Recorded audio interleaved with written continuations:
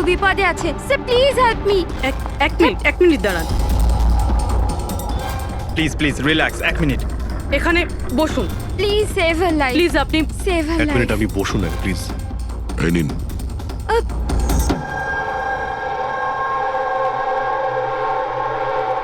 হ্যাঁ বলুন। Sir sir আমি মেন্টাল হেলথ ফাউন্ডেশনের সুইসাইড হেল্পলাইনের ভলান্টিয়ার। আচ্ছা, যারা ডিপ্রেশনে থাকে বা সুইসাইড করার চেষ্টা করে তাদের কাউন্সেলিং করি। একটা মেয়ে কি প্রবলেম কি ছিল ওর? Domestic violence sir. স্যার ওই মেয়েটা বলছিল যে ওর স্বামী ওকে নেশা করে ওকে যা তা গালাগালি দেয়, ওকে মারধর করে, আবার ওকে ভয়ও দেখায় যে ওকে প্রাণে মেরে দেবে, আর তাও কিনা ওর সার্ভিস পিস্তল দিয়ে। সার্ভিস পিস্তল? আচ্ছা, আপনি কি করে জানলেন যে ওর কাছে যে পিস্তল আছে সেটা সার্ভিস পিস্তল? স্যার এই ওয়ার্ড ওই মেয়েটাই ইউজ করেছিল, সার্ভিস পিস্তল। স্যার কোনো আর্মির বা পুলিশের লোক হবে। তা আপনি ওনাকে বললেন না যে পুলিশে কমপ্লেন করতে গিয়ে? বলেছিলাম আমি ওকে। হাসতে থাকলো, বললো পুলিশ ওকে কোনোভাবেই হেল্প করতে পারে না। আজ ও সুইসাইড করতে চলেছে। ওর পেটে 7 মাসের বাচ্চাও আছে। মাই গড! একটু আগেই ও কল করেছিল আমাকে। হ্যালো হ্যালো দিদি, দিদি আমি বলছি। হ্যাঁ কেমন আছো তুমি? দিদি আমি অনেক কষ্ট সহ্য করেছি, এবার আমি ডিসিশন নিয়ে নিয়েছি। এবার আমি আর ডিসিশন চেঞ্জ করব না। আমার কথা শোনো, তুমি এরকম কিচ্ছু করবে না, শুনছো তুমি? আজ আমার সাধের অনুষ্ঠান, আর তুমি তো জানোই সমস্ত রিলেটিভ কিছুক্ষণ বাদেই বাস ধরে সীতারা চলে যাবে, আর এই বাড়িতে আমি একদম একলা থেকে যাব ওই জানোয়ারটার সাথে। তুমি এসব কিচ্ছু করবে না, আমি তোমাকে আগেও বলেছিলাম না? প্লিজ তুমি পুলিশের কাছে যাও, পুলিশ উইল হেল্প ইউ। দিদি তুমি তো জানো আমি পুলিশের কাছে যেতে পারবো না। আরে তুমি তোমার বাচ্চাটার কথা ভাবো। আরে তোমার পেটে একটা বাচ্চা আছে। ওর কথাই ভাবছি দিদি। আজ যদি নিজের সিদ্ধান্ত বদলে ফেলি তাহলে 2 মাস পরে আমি নিজের সন্তানকে কোন সমাজে জন্ম দেব বলো? আমি ওকে এমন পিতা দিতে পারি না।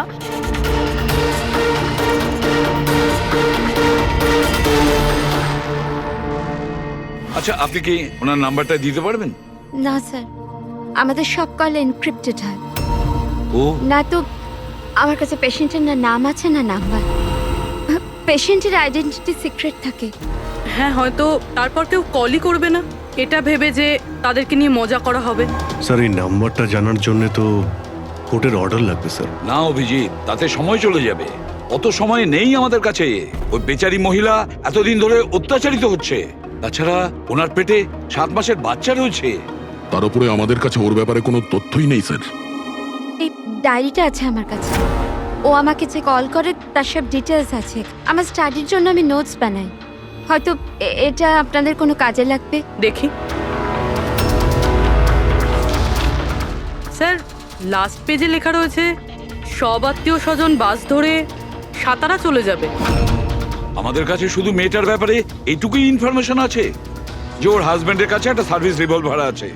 নাম্বার 2, মেয়েটার পেটে 7 মাসের বাচ্চা রয়েছে। ওই মেয়েটার ফ্যামিলি সাতারা যাবে। সমস্ত বাস ডিপোতে গিয়ে খোঁজ নাও, দেখো কোনো বাসে এমন কোনো ফ্যামিলি আছে কিনা যারা সাধের অনুষ্ঠানে যাচ্ছে, সাতারার দিকে যাচ্ছে। শহরের যত গাইনোকোলজিস্ট আছে প্রত্যেকের লিস্ট বের করো, আর দেখো এমন কোন পেশেন্ট আছে যে 7 মাসের প্রেগনেন্ট। স্যার এটাই শেষ বাস ডিপো যেখান থেকে সাতারার বাস যায়।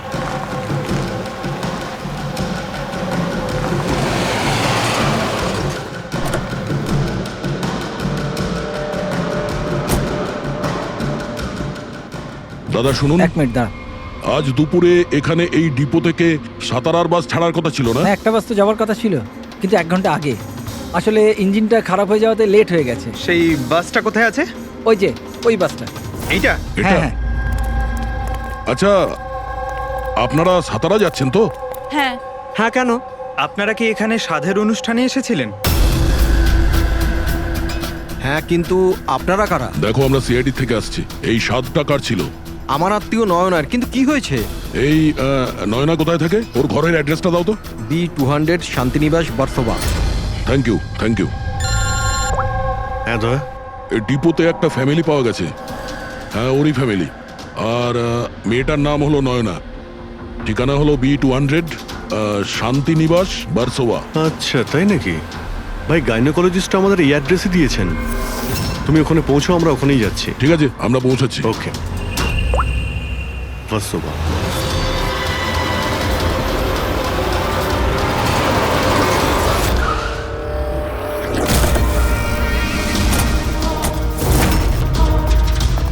এক্সকিউজ মি, আমরা সিআইডি থেকে আসছি। এই নয়না কোথায়? সিআইডি?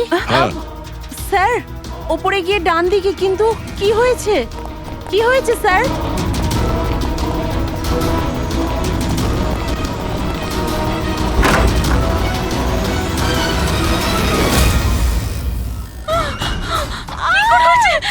প্লিজ সামলান নিজেদের আপনারা।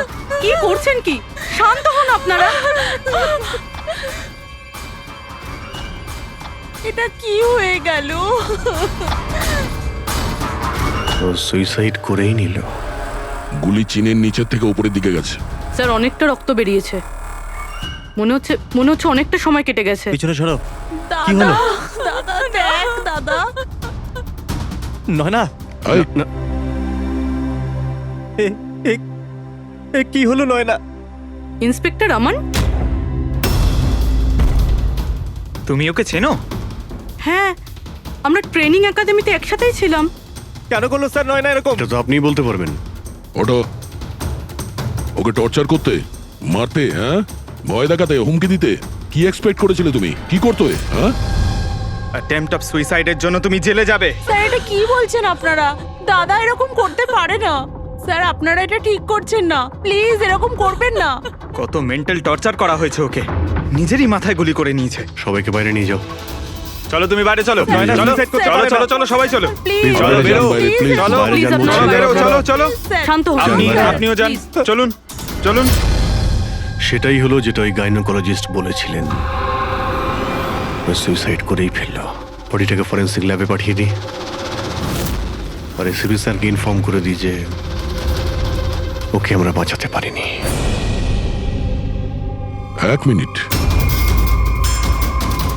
ওই ফোন,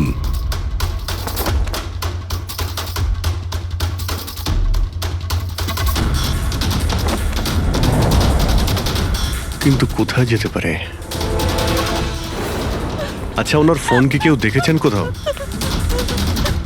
আপনি জানেন? কেউ দেখেছেন কি? হ্যাঁ, স্যার, আমি ফোন করছি ওর নাম্বারে।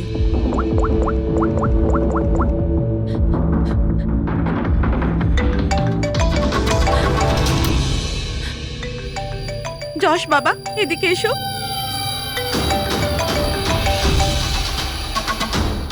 ফোন তোমার কাছে দাও।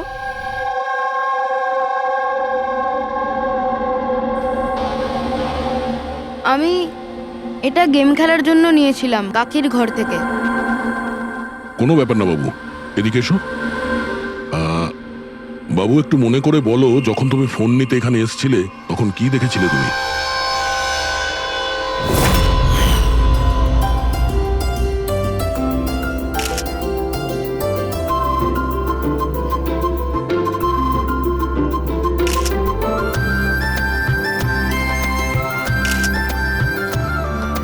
নয়না কত খুশি লাগছে, তাই না?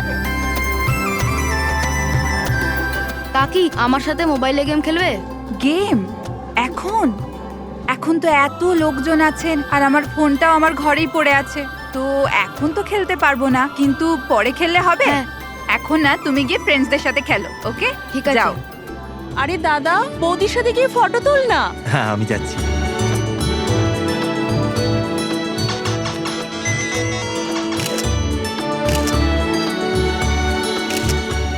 যশ বাবা, তুমি আবার মোবাইল নিয়ে বসে গেছো? মা প্লিজ ডিস্টার্ব করো না মা, প্লিজ।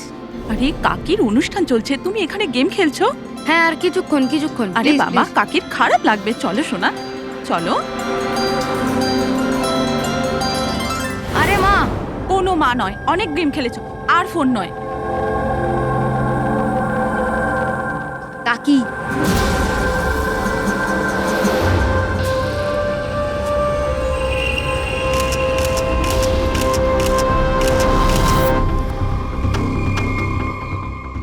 কাকির ফোন কোথায় থাকতে পারে? হ্যাঁ,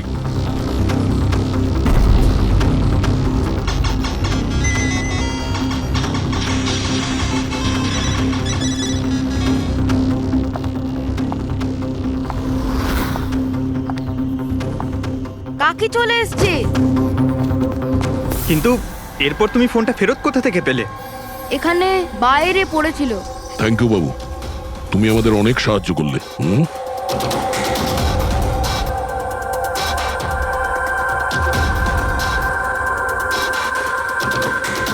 মিস্টার আমান, আপনি কি নিজে বলবেন নাকি আমাদের জিজ্ঞাসা করতে হবে? তুমি নিজে একজন পুলিশ অফিসার, তুমি তো জানো যে আমরা ইন্টারোগেশন কি করে করি। হুম, স্যার স্যার আমি ওকে ট্রেনিং এর সময় থেকে চিনি। He is one of the best officers. Sir sir আমার মনে হয় না ও এরকম করতে পারে। মানুষ পাল্টে যায় পুরবি, সব এভিডেন্স ওর বিরুদ্ধে, আর সেটা তুমি খুব ভালো করে জানো।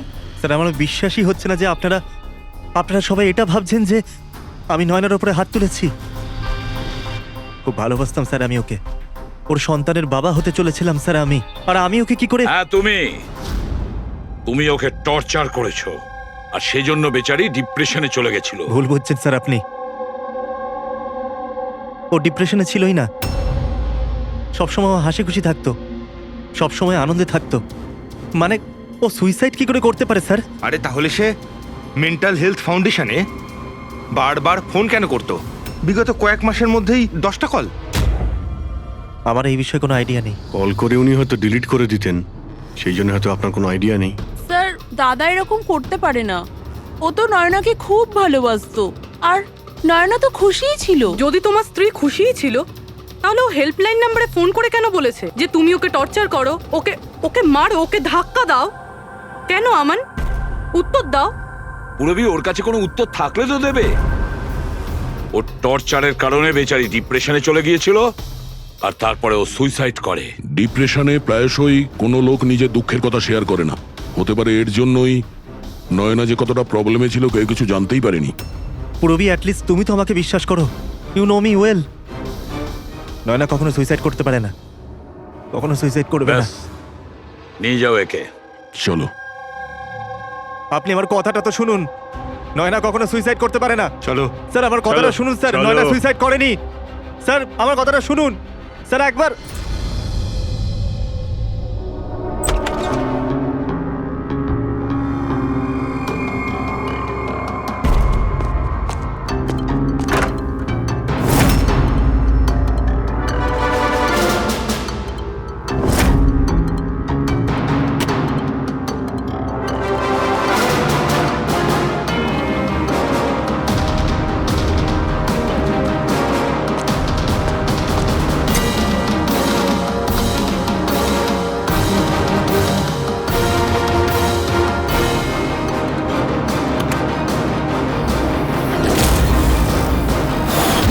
স্যার নয়না যখন সুইসাইডই করতে চাইছিল, তাহলে ওর আসন্ন সন্তানের জন্য অনলাইন ওয়েবসাইট থেকে বেবি প্রোডাক্টসের শপিং কেন করেছিল?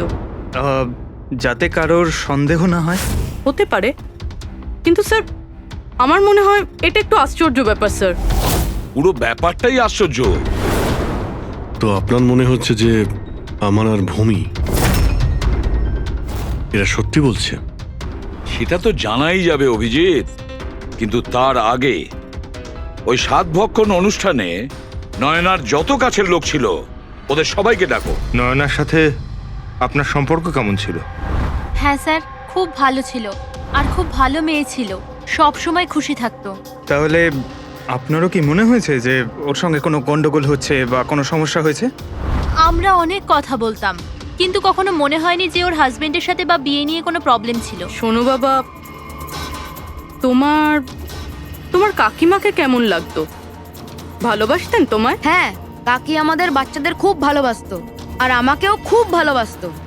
উনি ওনার ফোনে আমায় গেমও ইনস্টল করতে দিয়েছিল। আচ্ছা, কাকিমা কখনো তোমাকে এমন কোনো কথা বলেছিল, যেমন ওনার তোমার কাকার সাথে কোনো ঝগড়া হয়েছে অথবা ঝামেলা হয়েছে, এরকম কিছু? না, কাকি প্রেগনেন্ট ছিল তো, তাই জন্য উনি তাড়াতাড়ি রেগে যেতেন। আর মাই আমায় বলেছিল যে আমি যেন ওনাকে বিরক্ত না করি। আচ্ছা, নয়নার ব্যবহারে আপনার মানে কোনো সন্দেহ হয়েছিল? না, একদমই না। ও তো খুব খুশি ছিল, পুজোতে ফাংশনে ডান্সও করেছিল। ইনফ্যাক্ট অনেক বেশি এক্সাইটেড ছিল নিজের ফটোশুট নিয়ে। আর কোনো ছবি আছে? স্যার নয়না যতগুলো ফটো সব এর মধ্যেই আছে। ঠিক আছে, এগুলো আমরা রেখে দিচ্ছি। এখন আপনি আসতে পারেন। Thank you very much. Thank you sir. Sir, সবকিছু শোনার পরে আমার তো মনে হচ্ছে যে এ এমন সত্যি কথাই বলছে। ওর ওয়াইফ যদি এত আনন্দেই থাকে তাহলে সুইসাইড কেন করতে গেল? সেটাই তো, সুইসাইড কেন করবে? গোলমাল আছে অভিজিৎ, কিছু না কিছু গোলমাল আছে। রাধার যে কটা ইনফরমেশন দেওয়ার ছিল সব দিয়ে দিয়েছে, তবু বুঝতে পারছি। একটা কাজ করো, ওই মেন্টাল হেলথ ফাউন্ডেশনে গিয়ে ওই নয়নার ব্যাপারে যা কিছু জানতে পারবে বের করে নিয়ে এসো। ওখানকার অপারেটরদের সঙ্গেও কথা বলো, খুঁটিয়ে খুঁটিয়ে ইনফরমেশন বের করো। হয়তো এমন কোনো কথা ও জানতো নয়নার ব্যাপারে যেটা আমাদের কাজে লাগবে।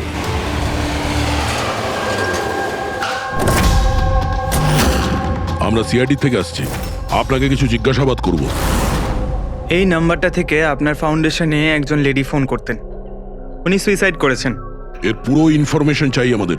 কবে কল করেছিল, কতবার করেছিল, কখন করেছিল, পুরো ডিটেল। আমি এক্ষুনি চেক করছি।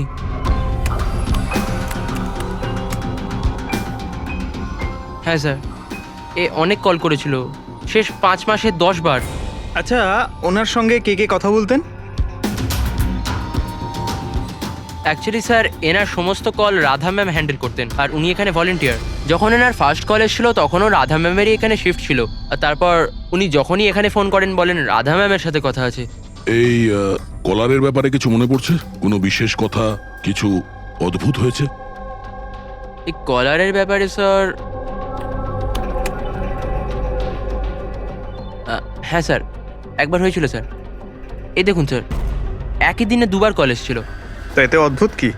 আমার মনে আছে স্যার, যেদিন প্রথম কল এসেছিল।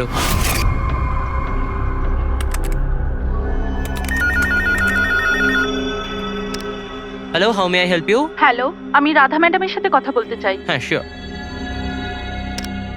হ্যালো রাধা ম্যাম, আপনার জন্য কল। কিছুক্ষণ বাদে ওই নাম্বারটা থেকে আবার কল এসেছিল। Hello, how may I help you? Hello, আমি নয়না বলছি। আর কিছুক্ষণ আগে আমার নাম্বার থেকে আপনার কাছে কল এসেছিল, আর 7 মিনিট কথাও হয়েছে। আপনি প্লিজ আমাকে বলবেন আপনি কোথা থেকে বলছেন? ম্যাম, এটা মেন্টাল হেলথ ফাউন্ডেশনের হেল্পলাইন নাম্বার। আমরা সেই সমস্ত মানুষের হেল্প করি যারা ডিপ্রেশনে পড়ে সুইসাইড করার চেষ্টা করে।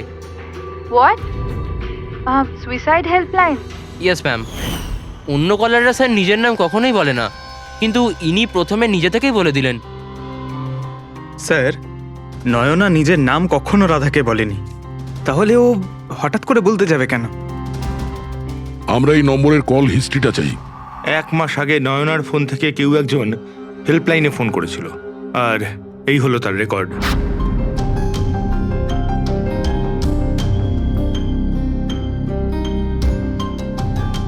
দশ তারিখ তো সেকেন্ড স্যাটারডে ছিল। তো তো কি হচ্ছে? কারণ সেকেন্ড আর ফোর্থ স্যাটারডে বাড়িতে ওর বন্ধুরা আসতো। মানে ওদের মধ্যে কেউ?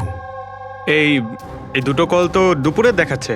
হ্যাঁ, ওর সমস্ত বন্ধুরা দুপুরেই আসতো। কতজন আসতো? তা প্রায় 8-10 জন। আচ্ছা, তুমি কি নয়নার সব বন্ধুদের চেনো? সবাইকে তো নয়, কিন্তু অনেককেই চিনতাম। আমার বোন ভূমিও আসতো। ভূমি, একটা কথা বল। গত মাসে যখন তুমি ওর বাড়িতে গিয়েছিলে দেখা করতে, তখন এমন কিছু হয়েছিল? মানে আমি বলতে চাইছি, অদ্ভুত কোনো ঘটনা বা সেরকম কিছু নিজেদের মধ্যে, বা কোনো খেলার সময় কিছু মনে আছে? না স্যার, এরকম তো কিছুই হয়নি। আমরা প্রতিবারের মতো যেমন খেলতাম সেরকমই খেলছিলাম। আর নয়না, ওকে দেখে কিছু ডাউট হয়েছিল? স্যার, নয়না তো খুশিই ছিল, ইনফ্যাক্ট মজা করছিল। হ্যাঁ, কিন্তু কিছুক্ষণ পর জানি না একদম সিরিয়াস হয়ে গেছিল, চিন্তিত লাগছিল। জানি না ওর কি হয়েছিল। 5, 1 51।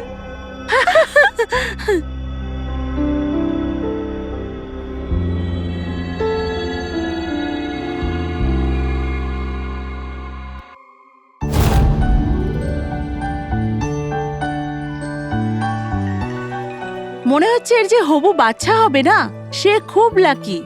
হ্যাঁ রে, নয়তো আগে কখনো নয়না জিততো না। ওহো, মনে হচ্ছে কেউ জেলাস হচ্ছে।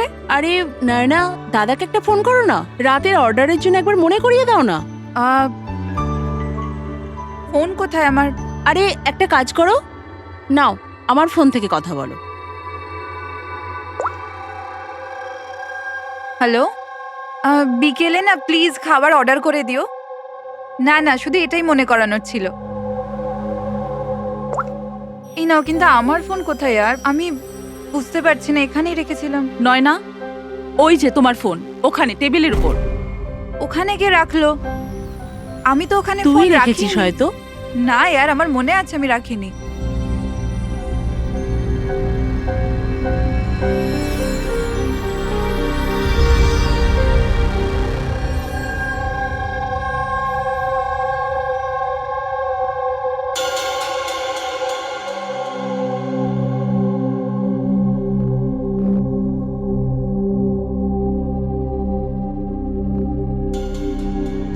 কে কল করেছিল?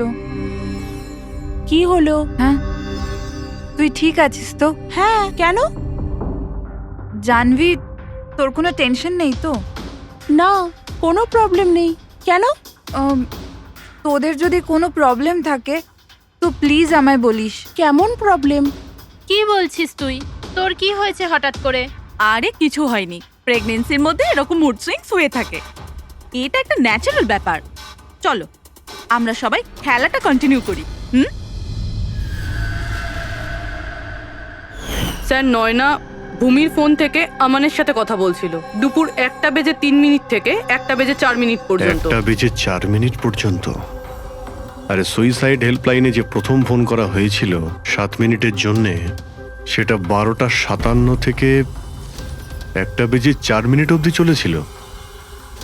আর সেকেন্ডটা 1:20 থেকে 1:21 পর্যন্ত। তার মানে অভিজিৎ, ওই 7 মিনিটের কলটা নয়না নিজে করেনি। কারণ ওই সময় নয়না আমানের সাথে কথা বলছিল ভূমির ফোন থেকে। এক্স্যাক্টলি। তার মানে এই ফোনটা নয়নার কোনো বন্ধুই হয়তো করেছিল। আপনি কাউকে দেখেছিলেন ওর ফোন তুলতে বা ওর ফোন ব্যবহার করতে? না, আমি তো কাউকে দেখিনি। তার মানে ওই কলটা অন্য কেউ করেছিল। আর স্যার, নয়না যখন ওর ফোনটা খুঁজে পায় আর ওখানে লাস্ট ডায়াল আননোন নাম্বারটা চেক করে, আর তারপর যখন ওই নাম্বারে ফোন করে তখন ও জানতে পারে যে ওটা কোনো সুইসাইড হেল্পলাইনের নাম্বার।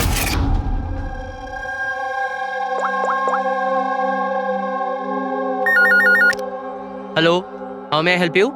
হ্যালো, আমি নয়না বলছি। কিছুক্ষণ আগে আমার নাম্বার থেকে আপনার কাছে কল এসেছিল আর 7 মিনিট কথাও হয়েছে। আপনি প্লিজ আমাকে বলবেন আপনি কোথা থেকে বলছেন? ম্যাম, এটা মেন্টাল হেলথ ফাউন্ডেশনের হেল্পলাইন নাম্বার। আমরা সেই সমস্ত মানুষের হেল্প করি যারা ডিপ্রেশনে পড়ে সুইসাইড করার চেষ্টা করে। হোয়াট?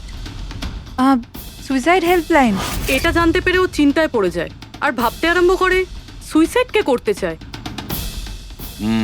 স্যার, এই ফোন কলটা নয়না যদি না করে তাহলে এটাও তো হতে পারে যে আগে যে সমস্ত কলগুলো করা হয়েছে সেটা নয়না করেনি, অন্য কেউ করেছে। ভূমি, তুমি ওই গেম খেলার সময় ডায়েরি রাখো তো? মানে স্কোর নোট করো তো প্রত্যেকটা খেলার? ব্যাস, ওই ডায়েরিটা আমার চাই। Okay sir. আর এই যে প্রত্যেক সেশনে 4টে নাম রয়েছে যারা সব সময় থাকে: ভূমি, পারুল, জাহ্নবী আর শীতল।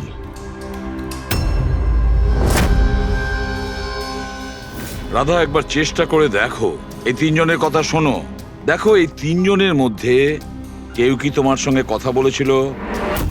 আমি এসব কেন করব? আমি আমার লাইফে খুব খুশি। আমি সুইসাইড কেন করব? যদি আমি ফোন করতাম তো নিজের ফোন থেকে করতাম, নয়নার ফোন থেকে কেন?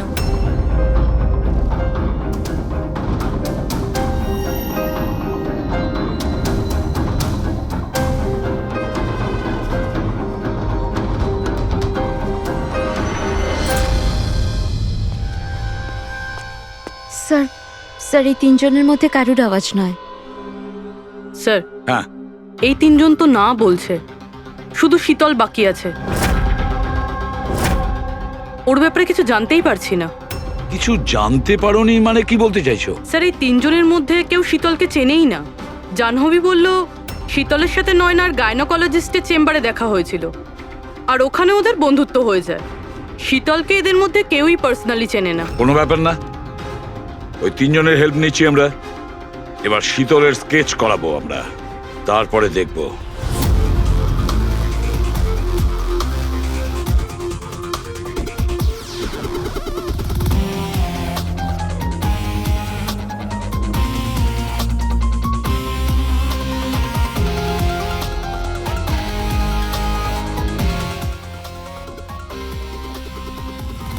ডক্টর মিনা, এই স্কেচটা একটু মন দিয়ে দেখুন।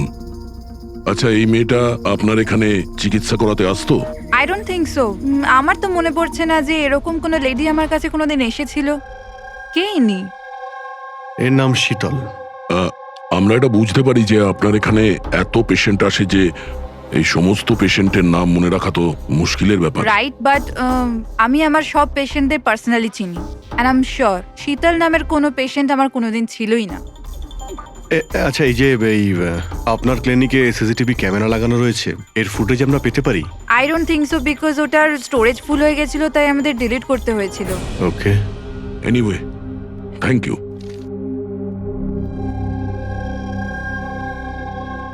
মনে হচ্ছে এই শীতল কোনোদিন পেশেন্ট ছিলই না, শুধুমাত্র নয়নার সঙ্গে বন্ধুত্ব করার জন্য এসেছিল এখানে।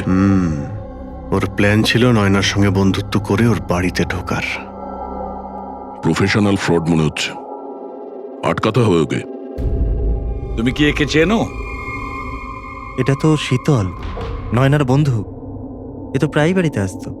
নয়না শীতলের বন্ধুত্ব কবে কোথায় হয়েছে কিছু জানো তুমি? না, আমি জানি না, কিন্তু তাতে কি যায় আসে? যখন আমার নয়নাই রইল না, তখন এইসব। এ কি ধরনের পাগলামি করছো? হ্যাঁ, একটু ভেবে দেখো তো। যদি তুমি নির্দোষ হও তাহলে কেউ তো তোমায় ফাঁসানোর চেষ্টা করেছে। তোমাকে নয়নার খুনি সাব্যস্ত করে ওর অনেক লাভ আছে, এই জন্য ও তোমাকে ফাঁসাচ্ছে। হ্যাঁ, এমন কে আছে যে তোমাকে আর নয়নাকে ঘৃণা করে? আমি কিছু জানি না। তাহলে কি ভূমি ওই আবার প্রপার্টি লোভে করেনি তো? না, ভূমি এরকম কখনো করতে পারে না। বরং ও তো নয়নাকে খুব ভালোবাসতো। তো কোনো প্রফেশনাল রাইভেলরি? একজন পুলিশের তো অনেক জায়গায় অনেক শত্রু থাকে। না, আমার সাথে এরকম কিচ্ছু ছিল না। আমি আমার ডিউটিতে না তো কখনো কোনো গ্যাংস্টারকে ধরেছি, না কোনো বড় গ্যাংস্টারকে মেরেছি, কখনো ঘুষ নিইনি। পুরো কেরিয়ারে ব্যাস একবারই গুলি চালিয়েছিলাম। কার ওপরে? কাকে গুলি করেছিলে তুমি? ছোটখাটো ফ্রড ছিল স্যার, বিশেষ। ওকে অ্যারেস্ট করতে গেছিলাম, তখনই গুলি চলে গেছিল।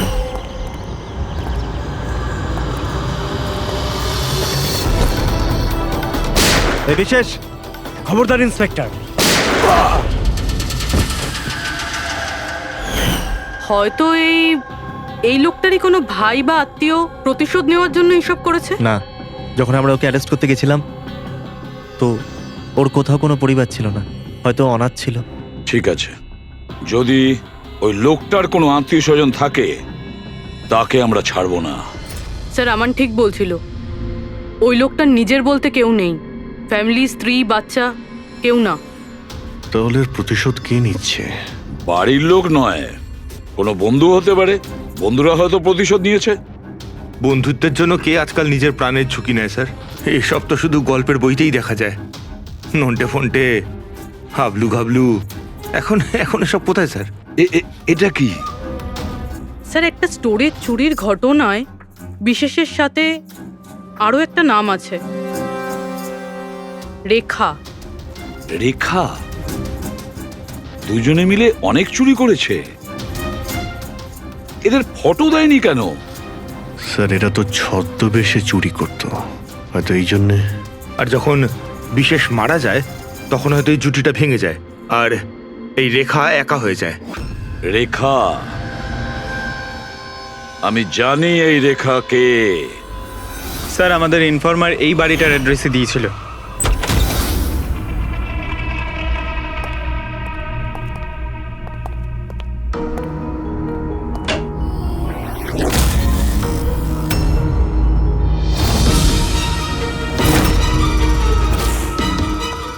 একটু?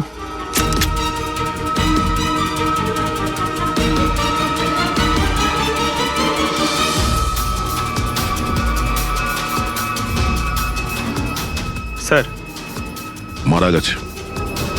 একটু উল্টা ওকে। শীতল? আমাদের সন্দেহ ঠিকই ছিল, শীতলই রেখা। কিন্তু স্যার আমরা তো ভাবছিলাম যে সব শীতল করছে। পঙ্কজ, অন্য কেউ আছে এর পেছনে। ও জানতে পেরে গেছিল যে আমরা শীতলের কাছে যে কোনোভাবেই হোক পৌঁছে যাব।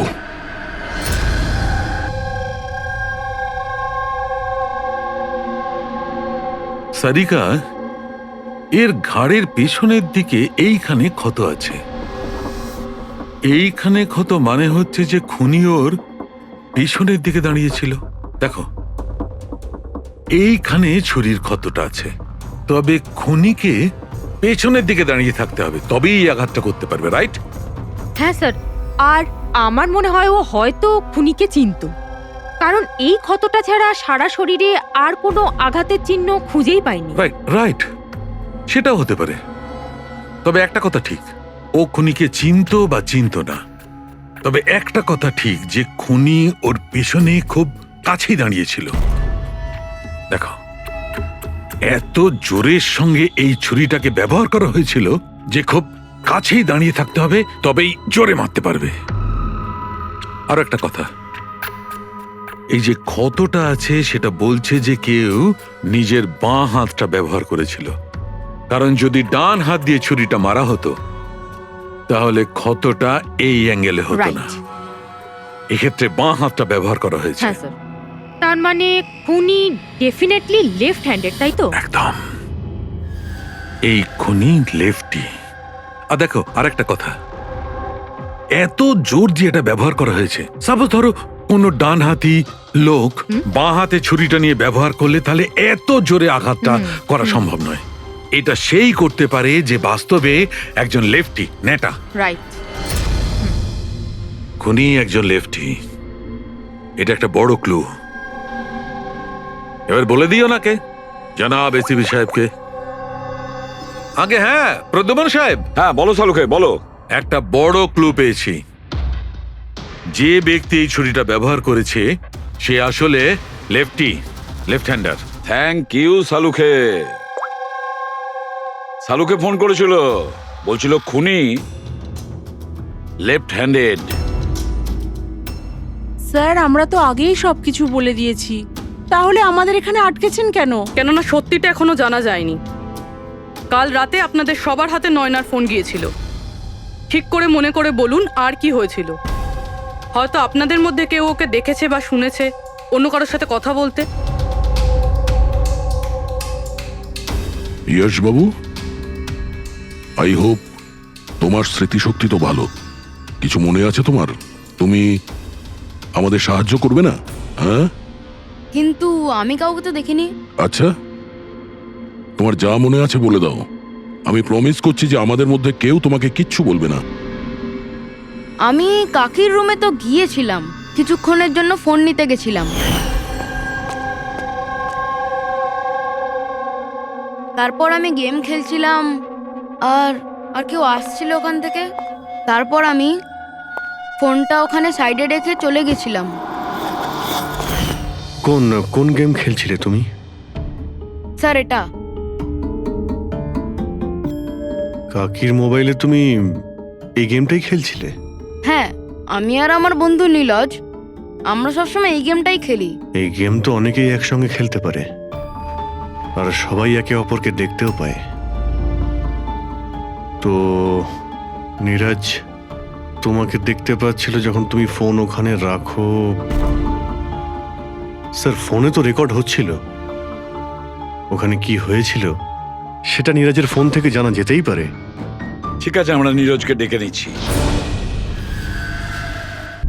দেখো বাবা, ঘাবড়াবে না, এখানে আমরা সবাই তোমার বন্ধু। শুধু কিছু জিজ্ঞেস করার আছে ইনফরমেশনের জন্য। যে গেম তোমরা খেলো না মোবাইল থেকে, সেগুলোর ব্যাপারে। যখন তুমি নিজের মোবাইলে গেম খেলছিলে তোমার বন্ধুর সাথে, তখন তুমি ওকে দেখতে পাচ্ছিলে তো? হ্যাঁ। আচ্ছা, আর একটা কথা বলো, যখন তুমি ওকে দেখতে পাচ্ছিলে তখন কি তুমি ওর পেছনে কাউকে দেখেছিলে? না, শুধু যশই ছিল। 1 মিনিট স্যার, যখন যশ ফিরে এলো না ততক্ষণ স্ক্রিন লক হয়নি। স্ক্রিন লক হয়নি মানে? স্যার মানে গেম অ্যাক্টিভ ছিল, আর যখন গেম অ্যাক্টিভ থাকে তখন ও নিজে নিজেই স্ক্রিনশট নেয়।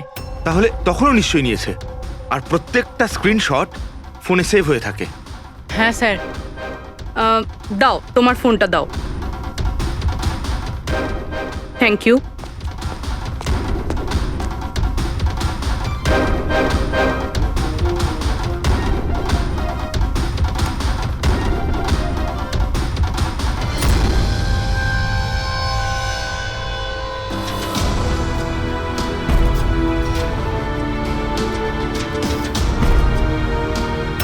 এটা কে?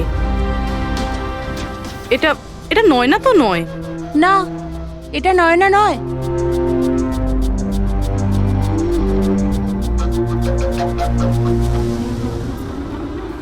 এক মিনিট পুরবি, একটু জুম করো এর উপরে।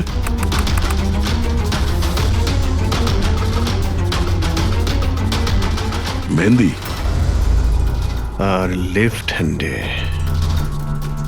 এর হাতে মেহেন্দি এইভাবে কেন রয়েছে? সেটা এই কারণে অভিজিৎ, কারণ এই হাতটা যে মহিলা, সে মহিলা ওখানে বাকি সবাইকে মেহেন্দি পড়াতে এসেছিল, আর ও লেফট হ্যান্ডেড। সবার আগেও শীতলকে দিয়ে হেল্পলাইনে ফোন করায়। রাধাকে একটু কলটা ট্রান্সফার করুন না প্লিজ। হ্যাঁ শিওর। আমি আর সহ্য করতে পারছি না দিদি। তারপর সে শীতলকে টাকা দেয় আর বলে, নয়না, তোমার রুমে তোমার জন্য তোমার কোনো আত্মীয় অপেক্ষা করছে। তার সুযোগ বুঝেই ও নয়নাকে খুন করে দেয়। কে হতে পারে এই মেহেন্দি পরা মহিলা? আমি জানি না উনি কে ছিলেন। ইনফ্যাক্ট কেউই জানে না উনি কে। নয়না বলেছিল যে শীতল ওনাকে ডেকেছিল, আর ওই নিয়ে এসেছিল নিজের সাথে। আর এটাও জানি না যে ওকে কেন আনা হয়েছিল। নিজের কাজও ঠিক করে করছিল না ও, বাজে মেহেন্দি লাগাচ্ছিল সবাইকেও। দেখ না জাহ্নবী, কিরকম মেহেন্দি লাগাচ্ছে ও, পুরোপুরি ঠিকঠাক লাগাচ্ছেও না। আপনি কি মেহেন্দি লাগাতে জানেন না নাকি? দেখে মনে হচ্ছে কেউ যেন লাগিয়ে আবার মুছে দিয়েছে। ও মেহেন্দি এত খারাপ করে লাগাচ্ছিল, তাহলে শীতল ওকে পাঠালো কেন? সবারই সন্দেহ হবে। কে হতে পারে? আমি জানি স্যার, ও আমাদের চোখের সামনেই ছিল।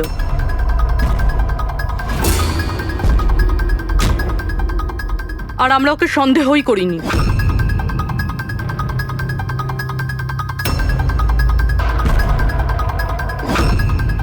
আপনি সামনে আসুন।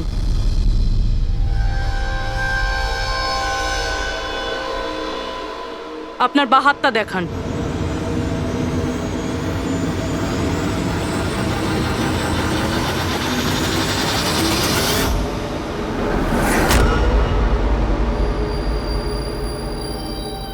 এই দেখুন স্যার।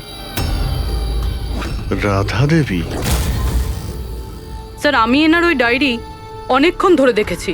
ওতেও কালি এভাবেই ছড়িয়েছিল যেভাবে ওনার মেহেন্দি রয়েছে।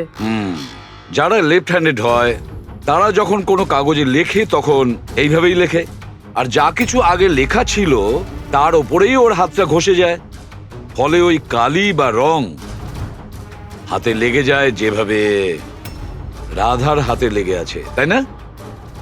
কেন মারলে তুমি নয়নাকে? কি ক্ষতি করেছিল তোমারও? হ্যাঁ, কারণ তুমি আমার বিশেষকে মেরেছিলে। তুমি আমার বিশেষে প্রাণ নিয়েছিলে। আমি বিশেষকে ভালোবাসতাম। ওর বাচ্চার মা হতে চলেছিলাম আমি। আর তুমি তুমি এনকাউন্টারে ওকে গুলি মেরে দিলে।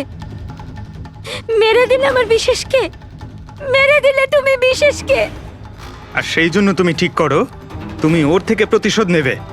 হ্যাঁ, যখন আমি জানতে পারলাম যে বিশেষ এই দুনিয়াতে নেই আর, তখন এই কষ্টে আমার বাচ্চা তো আমার পেটের ভিতরে মারা গেল। স্যার, এরই জন্যে তুমি আমার বাচ্চার প্রাণ নিয়েছো। যখন আমি জানতে পারলাম নয়না মা হতে চলেছে, তখন আমার মাথায় রক্ত চেপে গেল। যে যে সুখ আমি নিচে পেলাম না, সেটা সেটা আমি নয়নাকে কি করে দিতে পারি? মেরে দিলাম আমি নয়নাকে, মেরে দিলাম ওকে। তো সেই জন্য তুমি মেন্টাল হেলথ ফাউন্ডেশনে অ্যাজ আ ভলেন্টিয়ার তুমি কাজ করতে শুরু করেছিলে। আর শীতল তোমাকে না, তুমি শীতলকে কাজ দিয়েছো নয়নার সঙ্গে বন্ধুত্ব করার জন্য। হ্যাঁ, শীতলকে আমিই পাঠিয়েছিলাম নয়নার ঘরে, যাতে ও নয়নার ঘর থেকে আমাকে ফোন করতে পারে আমার হেল্পলাইন নাম্বারে। ও আমার ব্যাপারে লোককে জিজ্ঞাসা করে। আর সাধের অনুষ্ঠানে ওই শীতলে আমাকে নয়নার ঘরে ডেকেছিল। আর আর আমি ওখানেই ছিলাম। আমার পক্ষে আর সম্ভব নয় দিদি, আমি যাচ্ছি। এখন তোমার শেষ কাজটা করো, নিচে গিয়ে নয়নাকে এখানে পাঠাও। এখনই পাঠাচ্ছি। আর হ্যাঁ, মোবাইলটা বাইরে রেখে যাও। তোমার রুমে তোমার জন্য তোমার কোনো আত্মীয় অপেক্ষা করছে। ইমন তো এবার বুঝতে পারবে একলা হওয়ার যন্ত্রণা কি। এ তো হওয়ারই ছিল। একটা মায়ের থেকে তার বাচ্চাকে কেড়ে নিয়ে ও মা হতে চলেছিল। এই জন্যই আমি নয়নাকে মেরে দিয়েছি। আর তারপর চালাকি করে আপনি নিজে সিআইডির কাছে এলেন, যাতে আমাদের আপনার উপর সন্দেহ না হয় আর আমরা অন্য কাউকে সন্দেহ করি। আর যখন তুমি দেখলে যে আমরা ওকে অ্যারেস্ট করছি না, তখন তুমি শীতলকেও মেরে ফেললে সাক্ষী নির্মূল করার জন্য। রাধা, এটা কিরকম প্রতিশোধ নিয়েছো তুমি? আইন তোমাকে কোনোদিন ক্ষমা করবে না। তোমার তো কঠোর শাস্তি হবে। সারা জীবন ধরে জেলের গড়াদের পিছনে তোমাকে কাটাতে হবে।